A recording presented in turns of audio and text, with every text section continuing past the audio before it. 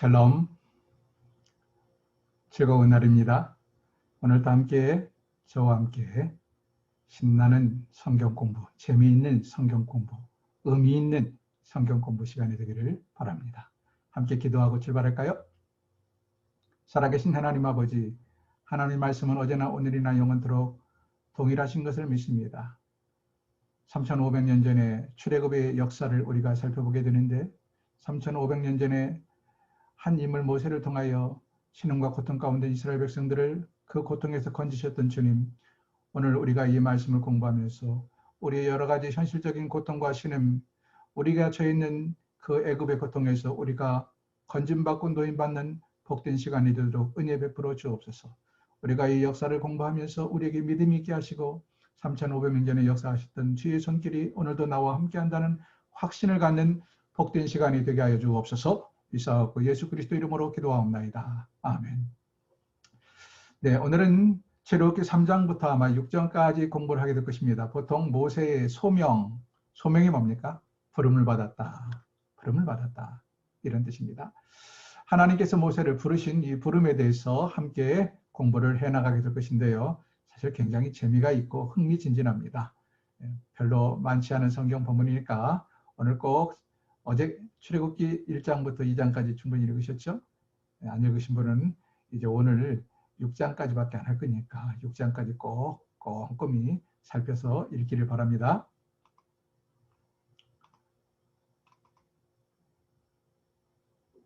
자, 출애굽기 3장부터 6장을 보통 부르심이다 이렇게 표현을 했네요. 부르심.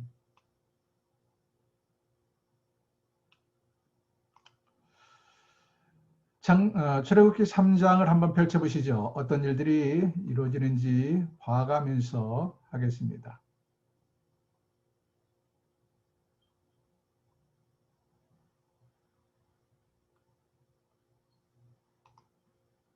봐가면서 출애굽기 3장 모세가 이제 지난 시간에 말씀드린 것처럼 광야 생활 40년이 지났습니다. 광야에서 특별한 광야 훈련소에서 모세가 하나님께 연단을 받고 훈련을 받은 거예요. 그러면서 그전에는 자기의 의에 근거해서 또는 자기의 실력에 자기의 위치, 자기의 신분에 근거해서 뭔가 할 수 있는 줄 알았던 모세가 아무것도 아닌 것을 깨닫게 되었다는 말씀이죠.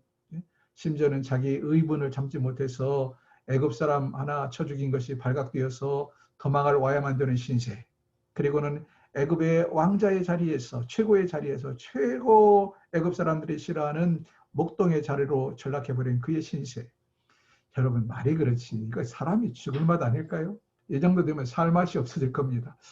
그래서 저 같으면 아마 못 살았을 것 같아요. 모세는 하니까 그래도 죽지 않고 살았지 어떻게 그걸 살아남습니까? 인간적으로 볼 때 그렇다는 것이죠. 모세는 낮아져서 하나님이 깎이고 하나님이 깎는 대로 하나님이 쪼는 대로 40년 동안 거기서 쪼이고 다듬어지고 깎이고 그러면서 하나님의 신실한 일꾼 진실한 이제 하나님만 의지하는 그런 지도자로 거듭나고 다듬어지게 됩니다. 자, 그렇게 해서 모세가 몇 살입니까? 80살이 되었을 때 어느 날 벌어진 일입니다. 3장 1절부터 보게 될까요? 모세가 그의 장인 미디안 제사장 이도로의 양떼를 치더니 그 떼를 광야 서쪽으로 인도하여 하나님의 산 호렙의 이름에 하나님의 산 호렙의 이름이었다 이럴 수 있습니다. 호렙산 또는 시내산 이렇게도 말들 하죠. 호렙산은 어디고 시내산은 어디냐? 똑같은 데입니다. 우리가 이런 이야기를 할 때마다 참 어려움을 겪는데 여러분 설악산 하면 설악산이 어디입니까? 사실은 우리가 설악산 하지만 설악산 뭐 크게만 하면 위설악, 내설악 뭐 이렇게 정도 구분하죠.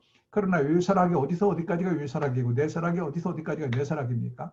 설악산 안에는 크고 작은 많은 산봉우들이 있어요. 제일 높은 대청봉을 비롯해서 많은 크고 작은 산봉우들이 있습니다. 그러니까 설악산이라고 말할 때 나 설악산에 갔다 왔어 말하지만 여러분 설악산 어디로 갔다 왔단 말이에요. 네? 참 정확한 표현이 아니잖아요. 이것처럼 시내산과 호렙산도 글쎄, 시내산이 아마 큰 산의 전체 덩치를 이야기하는 것 같고요.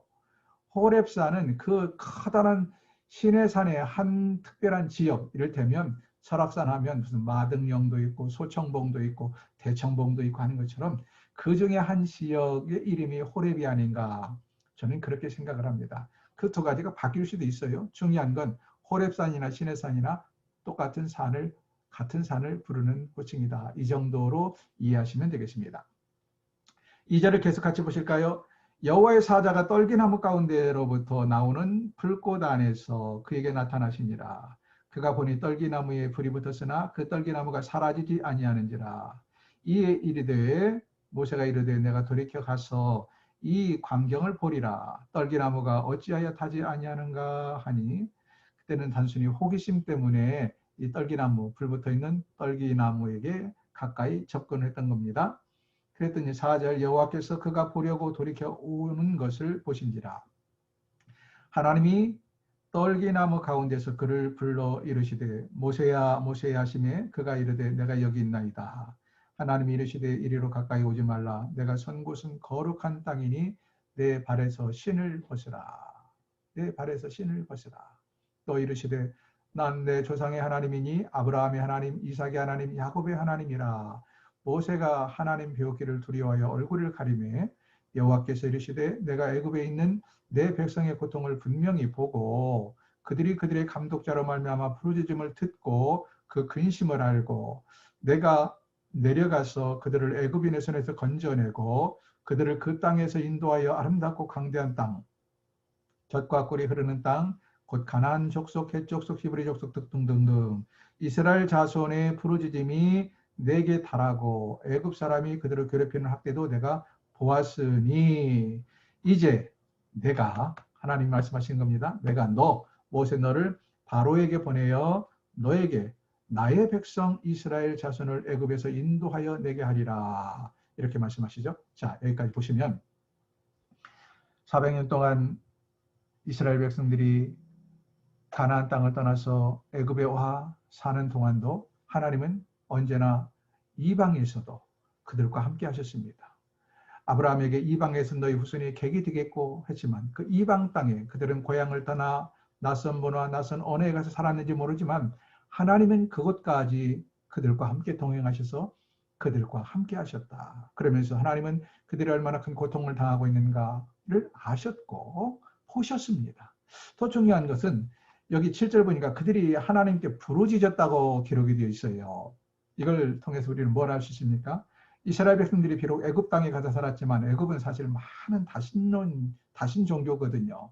뭐 뱀의 형상, 황소의 형상 등등등등, 네? 독수리의 형상 등 많은 신들을 섬겼는데 이 히브리인들은 그 애굽에 가서 누구를 섬겼는가? 그런 잡신 우상을 섬긴 것이 아니라 여호와 하나님을 섬겼고 그 하나님께 예비하고 그 하나님께 기도한 백성들이었다 하는 것을 여기서 알 수 있어요. 7절에 보니까 부르짖음을 들었다.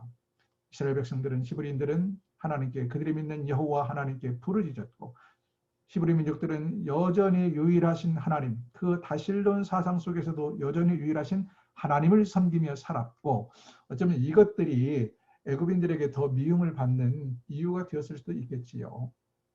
그리고 하나님은 그들의 부르짖음을 듣고 라고 말합니다. 하나님은 이스라엘 백성들의 부르짖음을 들었던 것처럼 오늘도 저와 여러분의 부르짖음을 듣습니다. 우리의 기도를 듣습니다. 우리의 절규를 듣습니다. 우리의 형편을 일일이 살펴보고 계십니다. 믿으시나요? 그 하나님께서 이 시간 여러분의 이 말씀으로 위로하시고 그리고 우리가 고난일 때 더욱더 하나님께 기도해야 된다는 사실을 가르쳐 주고 있습니다. 내가 학대도 내가 보았으니 9절 말씀하시잖아요. 그러면서 이제 모세에게 내가 너를 보내어서 너를 바로에게 보내어서 너에게 내 백성 이스라엘 자손을 애굽에서 인도하여 내게 하겠다. 누가 한다는 얘기예요? 하나님께서 하시는 겁니다. 모세가 하는 게 아니라 하나님께서 모세를 통하여 이 일을 하시겠다고 말씀하십니다. 그러므로 출애굽은 하나님이 하신 일입니다. 누구를 통하여? 사람 모세를 통하여 하셨다. 그러자 11절 보면 모세가 뭐라고 말합니까? 모세가 하나님께 아뢰되 내가 누구이기에 바로에게 가며 이스라엘 자손을 애굽에서 인도하여 내리까? 라고 말하죠. 자, 여기 화면을 보세요. 떨기나무 속에서 모세와 하나님과의 대화가 크게 4번, 5번 주고받고 하는 대화가 쭉 이어지는데, 첫 번째 대화가 모세가 뭐라고 말합니까? 내가 누구이기에 바로에게 가며 이스라엘 자손을 애굽에서 인도하여 내겠습니까? 그러자 이 말은 무슨 의미입니까? 하나님, 나는 아무 힘이 없습니다. 나는 아무런 능력이 없습니다. 보세요. 나는 애굽의 왕궁에서 40년을 살았지만 그때도 별로 능력이 없어서 결국 내 힘으로 사람 쳐 죽인 것밖에 없는데, 여기 와서 최고로 떨어질 대로 떨어져서 이 목동 노릇을 하면서, 하나님, 나는 내가 정말 무능하고 무기력한 존재임을 너무 잘 알고 있습니다. 제가 뭘 하겠습니까? 이런 의미입니다. 그러자 하나님께서 뭐라고 말씀하십니까? 12절. 하나님이 이르시되 내가 반드시 너와 함께 있으리라. 내가 반드시 너와 함께 있으리라. 네가 하는 거 아니야. 내가 너를 보내고 내가 너와 함께하고 내가 너를 통해서 하시는 일이야 라는 사실을 강조하죠. 그러자 두 번째, 자, 화면 보시면 두 번째 모세가 뭐라고 또 말을 합니까? 백성들이 내가 만난 하나님이 그 이름이 무엇이냐고 물을 텐데 제가 뭐라고 대답합니까? 그러자 하나님께서 말씀하시기를 나는 스스로 있는 자니라.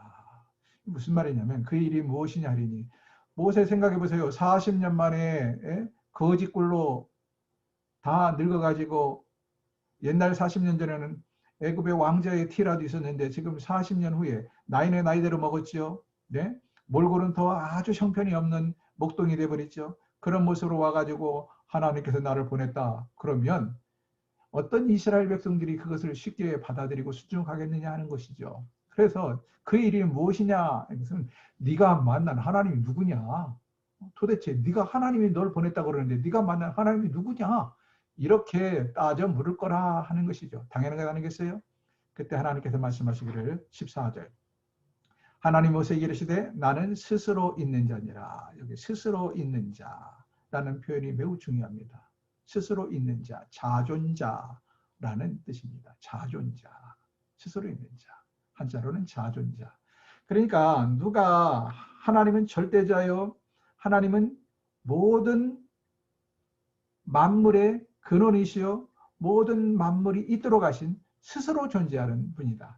이 땅에 스스로 존재하는 물건, 사물이 됐던 어떤 인격체가 됐던 딱 한 분, 하나님밖에 안 계십니다. 나머지는 이 하나님에 의해서 창세기 보면 다 만들어진 걸 보게 되죠. 그래서 하나님께서는 자기의 정체성을 어떻게 표현하냐? 나는 스스로 있는 자다. 이렇게 말씀하십니다. 자존자. 이 말이 바로 여호와라는 이름의 뜻인데요. 나는 스스로 있는 자니라 하고 하나님의 속성을 모세에게 가르쳐줘요. 너는 네가 만난 신이 누구냐? 널 누가 보냈느냐라고 말하면 스스로 있는 자, 여호와, 자존자가 나를 보냈다라고 분명하게 대답을 해라. 이렇게 무게를 실어줍니다. 그러자 세 번째, 모세가 다시 물어요. 하나님, 그 백성들이, 히브리인들이 내 말을 듣지 아니하고 이르기를 여호와께서 언제 너한테 나타났느냐? 이 형편없는 놈아. 여러분 보세요. 몰골이 좀 뭔가 좀 이렇게 비카번쩍하고 그럴듯해야 사람들이 현혹이 되죠. 지금 늙을 대로 늙어가지고 지팡이 하나 짚고 목동의 모습으로 나타난 이 모세를 보면서 누가 쉽게 그의 지도력을 인정하고 따르겠느냐 하는 것이죠. 그러므로 언제 여호와가 너한테 나타났다고 그러느냐? 라고 백성들이 조롱하고 비웃을 거란 말입니다. 그러자 하나님께서 그러면 모세가 하나님의 신적인 권위를 가진 것을 입증하기 위해서 뭔가 특별한 이적을 행할 수 있는 능력을 주셔요. 하나님 뭐라고 말씀하십니까? 지팡이가 뱀이 되고 손에 문둥병이 되는 기적을 보여주라. 두 가지. 지팡이를 던지더니 지팡이가 뱀이 돼. 백성들 중에 많은 사람들이 놀라겠죠. 그러나 그거 가지고 혹시라도 여전히 그들이 이건 마술에 불과해 라고 생각하는 사람들이 있을지 몰라서 두 번째 이적은 뭡니까? 손에 문둥병이 되는 기적을 보여주라. 이렇게 말씀하십니다. 그래도 모세는 여전히 자신감이 생기지 않았어요. 왜냐하면 자기의 지금의 형편을 볼 때 내가 어떻게 이스라엘 민족을 건져낸단 말이냐. 바로 앞에 내가 어떻게 선단 말이냐. 바로 아직도 나를 잡아 죽이려고 할 텐데 그 폭군 바로 앞에 내가 어떻게 찾아간단 말이냐. 여러 가지 두려움이 여전히 남아 있었습니다. 그래서 모세가 뭐라고 말하냐면 안 가려고 좀 작심을 한 거예요. 하나님, 네 번째 보세요. 하나님, 나는 입이 뻣뻣하고 혀가 둔한 자입니다. 나는 말을 잘 못해요.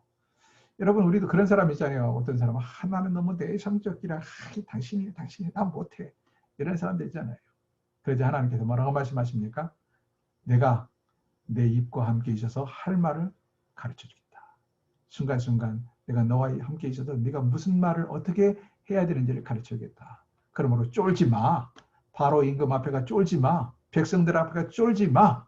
걱정하지 마. 지레 겁먹지 마. 이런 이야기를 하나님께서 하시는 것이죠.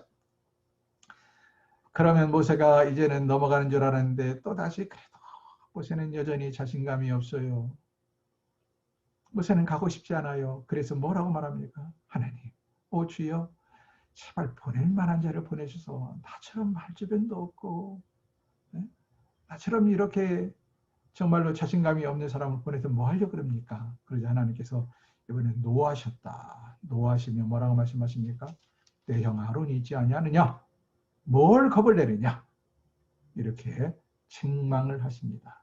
그래서 결국 모세는 더 이상 하나님께 안 간다고 발뺌할 수가 없어서 이제는 이렇게 하나님이 계속해서 자신감을 주고 권위를 부여하고 심지어는 이적을 행할 수 있는 능력을 주고 또 형이라는 사람을 붙여주고 한다고 말씀하셔서 드디어 어떻게 합니까? 모세가 이제는 순종해서 돌아오게 됩니다. 40년 만에 귀향이죠. 돌아와서 형을 보고 히브리 민족을 만나고 그동안에 있었던 경위들을 설명을 했겠죠. 그리고는 이스라엘의 히브리 민족의 대표 장로들을 만나서 하나님이 내게 이렇게 말씀하셨다. 우리는 이제 이 땅에서 떠나서 우리의 조상 아브라함에게 하나님이 약속하신 대로 젖과 꿀이 흐르는 땅으로 돌아가게 될 것이다. 라는 말씀을 하게 됩니다. 자, 문제는 이렇게 해서 모세가 당당하게, 부모도 당당하게 바로를 찾아갑니다. 어쩌면 모세는 하나님께서 그렇게 나에게 권위를 부여했고 힘을 주셨고 하나님이 나와 함께 하시기 때문에 가서 딱 말하면 바로가 순수하게 순순히 자기 백성들을 히브리인들을 고향으로 돌아가도록 허락할 것이라는 생각을 했을지도 모릅니다. 그러나 웬걸 딱 첫 번째 부딪히자마자 오히려 더 큰 어려움을 당하게 되죠. 자,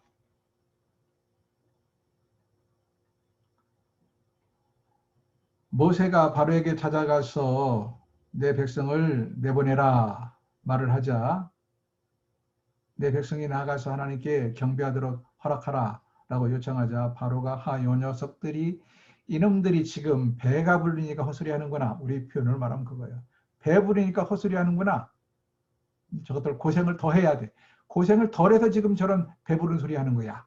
하면서 바로가 오히려 진노하죠. 그러면서 니놈들 맛 좀 봐라 하고는 이제는 어떻게 합니까? 오히려 더 일을 가중시킨다. 어떻게 일을 가중시킵니까? 집을 주지 않고 벽돌을 만들어내는 개수는 옛날과 똑같이 만들어내라. 지금 비둥과 라함성, 국고성을 짓느라고 계속해서 벽돌을 찍어내야 돼요. 벽돌을 찍어내고 그 벽돌을 갖다 쌓아서 성을 쌓아가는 그런 일을 하고 있는데 아니 그 혹독한 작업에 재료를 대줘야 흙은 거기 땅에 있으니까 그렇다고 그러지만 집을 지어야 집을 섞어서 벽돌을 찍어내는 거거든요. 시골에서도 벽돌 찍는 거 보면요. 흙만 가지고 하면 이게 쉽게 부서지기도 합니다. 그래서 집을 잘게 썰어서 섞어서 벽돌 쌓는 걸 보게 돼요. 아마 애굽에서 벽돌을 쌓는 것도 이와 흡사했을 겁니다. 우리가 쓰는 집은 아니었을지 모르지만 무언가를 함께 집어넣어서 흙이 서로 잘 붙게 하고 부서지지 않게 하는 그런 방법을 썼던 것 같아요. 집은 벽돌을 찍기 위해서 절대적으로 필요한 건데 어떻게 했다고요? 집을 주지 않았다. 집을 주지 않았다. 그러니 일이 얼마나 늘어나요? 이 일을 어떻게 감당합니까? 백성들이 그래서 불평과 원망이 보통이 아닙니다. 한번 보실까요?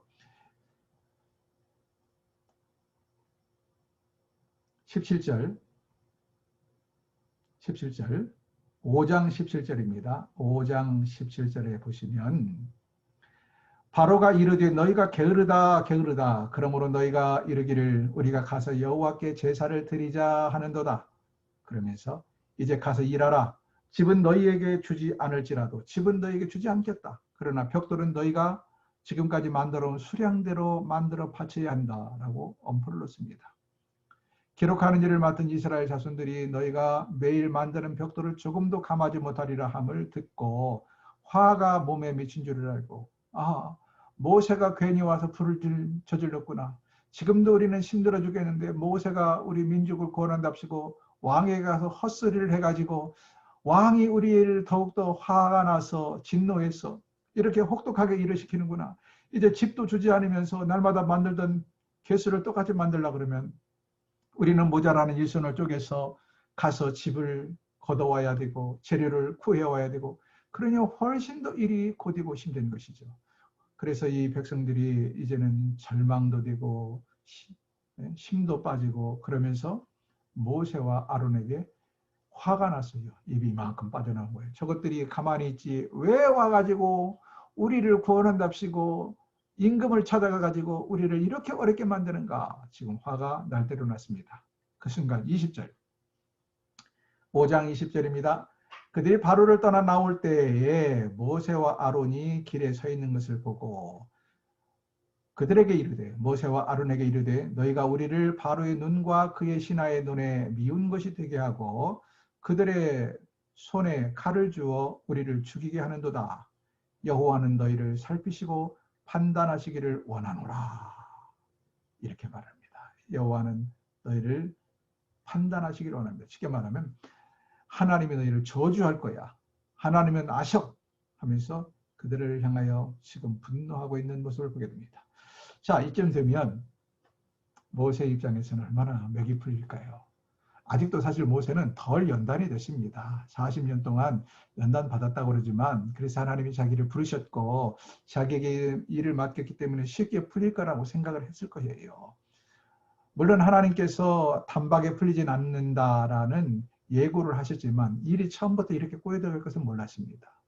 그래서 지금 바로가 진노하고 바로가 거절하는 것도 힘들어 죽겠는데 동족들은 모세에게 대들고 왜 우리 지금도 힘들어 죽겠는데 더 우리를 힘들게 마느냐고 자꾸 따져묻고 그러자 모세가 너무 힘들고 괴로워요. 그래서 하나님을 찾아가서 하소연을 합니다.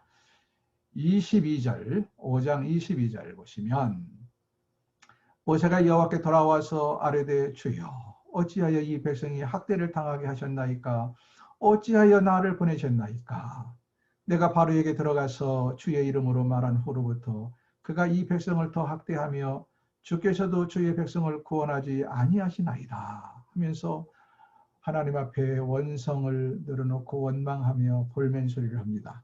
그러자 하나님께서 모세에게 이르시되 6장입니다. 6장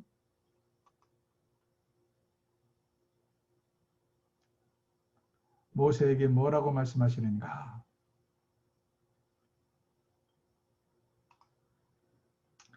여호와께서 모세에게 이르시되 이제 내가 바로에게 하는 일을 내가 보리라. 지금 실망해 있는 모세에게 하나님께서 말씀하셔요. 이제 내가 행하는 일을 네가 보게 될 것이다.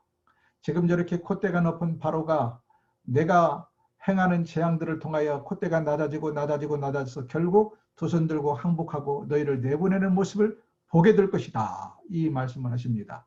이제 내가 바로에게 하는 일을 내가 보리라. 강한 손으로 말미암아 하나님의 강한 손이죠. 하나님의 강한 손으로 말미암아 바로가 그들을 보내리라. 결국 재앙을 당할 대로 당하고 바로가 항복하고 말 것이다. 강한 손으로 말미암아 바로가 그들을 그의 땅에서 쫓아내리라 하면서 2절 보세요. 2절 하나님이 모세에게 말씀하여 이르시되 나는 여호와니라 라는 말씀을 여기서 합니다. 그러면서 3절 보면 내가 아브라함과 이삭과 야곱에게 전능하신 하나님으로는 나를 나타냈지만 나의 이름을 여호와로는 너희 조상들에게 나타나지 않았다. 그래서 여호와라는 이름을 정식으로 주신 것은 바로 모세에게 이때입니다. 여호와, 나는 자존자, 스스로 있는 자라는 뜻입니다. 가나안 땅 곧 그들이 거류하는 땅을 그들에게 주기로 그들과 언약하였더니 이제 애굽 사람이 종으로 삼은 이스라엘 자손의 신음소리를 내가 듣고 나의 언약 아브라함과 맺은 언약을 기억하노라. 그러므로 이스라엘 자손에게 말하기를 나는 여호와라. 지금 나는 여호와라는 말을 계속해서 강조합니다. 그리고 이 이후로는 이전까지도 물론 여호와라는 표현이 가끔 나오기는 해요. 그런데 보통은 하나님이라는 엘로힘입니다. 하나님은 태초에 하나님이 천지를 창조하시니라 할 때 그 하나님은 원어로는 엘로힘이에요. 그래서 창세기에서는 주로 여호와가 가끔 나오긴 하지만 하나님이라는 단어가 많이 나오다가 모세에게 하나님께서 자기를 계시하시기를 나는 여호와 스스로 있는 자다, 자존자다라는 이름을 계시하셔요. 그래서 이 이후로는 이제 여호와라는 단어가 자주 등장합니다. 오늘 보십시오. 6절에서도 이스라엘 자손에게 말하기를 나는 여호와라. 내가 누군 줄 아느냐? 나는 스스로 있는 자야. 나는 자존자야. 나는 여호와야. 나는 여호와라. 이렇게 강조하시죠. 내가 애굽 사람의 무거운 짐 밑에서 너희를 빼내어 그들의 노예에게서 너희를 건지며 편팔과 여러 큰 심판들로서 너희를 속량하여 너희를 내 백성으로 삼고 나는 너희 하나님이 되리니 나는 애굽 사람의 무거운 짐 밑에서 너희를 빼낸 너희를 건져낸 너희 하나님 여호와인 줄을 너희가 알리라. 이스라엘 백성들에게 이 과정을 통하여서 이제 출애굽하는 과정을 통하여 너희가 믿는 신이 누구냐? 여호와인 것을 너희가 체험하게 되리라 말씀하십니다. 8절에서도 또다시 내가 아브라함과 이삭과 야곱에게 주기로 맹세한 땅으로 너희를 인도하고 그 땅을 너희에게 주어 기업을 삼게 하리라. 나는 누구라? 나는 여호와니라. 계속해서 하나님께서 자신의 정체성, 자신의 신분을 여호와라는 말로 강조합니다. 그래서 성경에서 가장 많이 쓰인 단어는 하나님이라는 단어고요. 그 다음에 쓰인 단어가 여호와입니다. 특별히 구약 이스라엘 백성들에게는 여호와라는 개념이 매우 강했어요. 스스로 있는 자, 자존자. 왜? 그들의 조상 아브라함에게 그리고 그들의 인도자 모세에게 하나님께서 보여준 이름 그리고 그들의 그 출애굽은 이스라엘 백성들의 가장 중요한 사건이거든요. 그들은 이 해방된 사건을 이스라엘 구약의 역사에서 가장 중요하게 생각을 해요. 그렇기 때문에 이 해방을 맞이하게 하신 이름 여호와를 즐겼었고 여호와를 그들은 늘 가까이 하는 신앙을 가지고 살았던 것입니다. 이렇게 해서 13절 볼까요? 여호와께서 모세와 아론에게 말씀하사 그들로 이스라엘 자손과 애굽 왕 바로에게 명령을 전하고 이스라엘 자손을 애굽 땅에서 인도하여 내게 하시니라.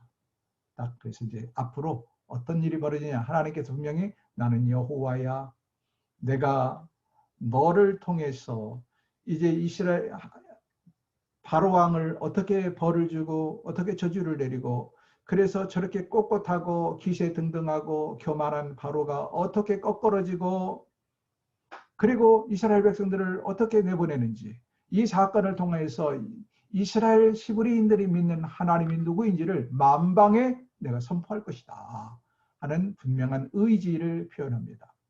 그리고는 이제 7장부터 실제로 이 일이 하나씩 진행이 되게 됩니다. 우리는 보통 10가지 재앙이라고 말하죠. 이 10가지 재앙을 통하여 전능하신 하나님의 능력을 히브리인들은 믿음을 더 또 튼튼히 하는 계기가 되고요. 그 이전에 그들이 물론 여호와 신앙을 하나님만 믿는 유일신 신앙을 가지고 있었지만 이러한 경험들이 없었는데 피부로 하나님께서 이 땅에 오셔서 이적을 통하여 그들이 믿는 하나님이 참신인 것을 한 가지 경험해 가면서 히브리인들의 믿음은 점점 튼튼해지고 단단해집니다. 반면에 콧대가 높은 애굽인들 그리고 바로 왕은 자신들이 믿는 신이 아무것도 아닌 것을 깨닫게 되고 인간이 가지고 있는 권력이 여호와 하나님이 바람 불어 흔들면 아무것도 아닌 것을 깨닫게 됩니다. 그리고 후손들은 이런 구약의 역사를 통하여 여호와 하나님이 어떤 분이신가, 여호와 하나님이 얼마나 능력이 많으신 분인가, 여호와 하나님이 한번 생각하시고 섭리하신 것들이 어떤 과정을 통하여 끝내 이루어지는가를 우리에게 보여줍니다. 자, 오늘도 말씀을 정리하겠습니다. 사랑하는 여러분, 이 말씀을 보면서 어떤 생각을 하십니까? 우리가 구약의 역사를 공부하는 이유는 단순히 무슨 지식적으로 뭘 알기 위함입니다.